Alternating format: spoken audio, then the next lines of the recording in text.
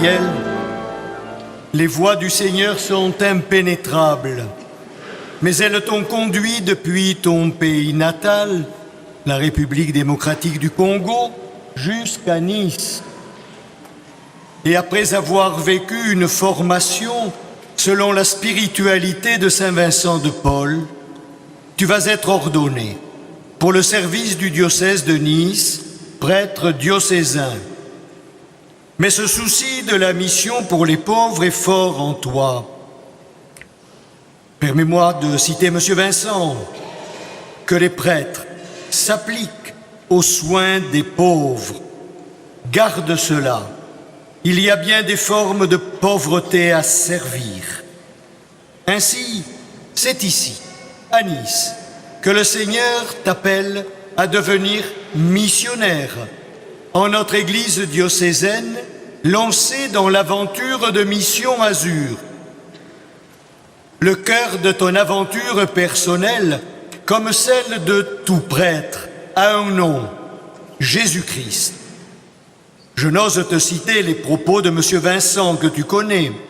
En Jésus-Christ, contemplez l'envoyé du Père, le premier missionnaire du Père qu'il convient de suivre, d'imiter, pour que sa mission se continue. L'Église a besoin d'hommes évangéliques, d'ouvriers qui travaillent, écrit M. Vincent. Et il compare l'Église à une grande moisson. N'oublie jamais ce propos, cette conviction spirituelle. Contemplez le Christ, premier missionnaire du Père.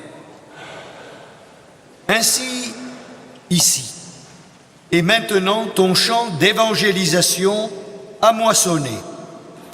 Pour cela, tu t'offres au Seigneur avec ta vie. Et l'hymne de l'office des tierces à la liturgie des heures met en notre bouche lorsque nous prions ces paroles.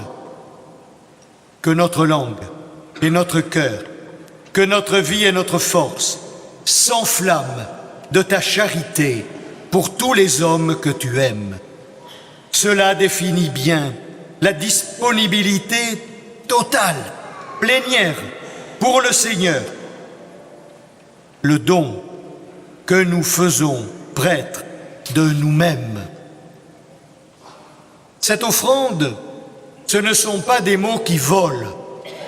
C'est la disposition totale, fondamentale, qui préside à notre oui, et donc à l'engagement que tu vas prendre devant les frères prêtres et l'Assemblée.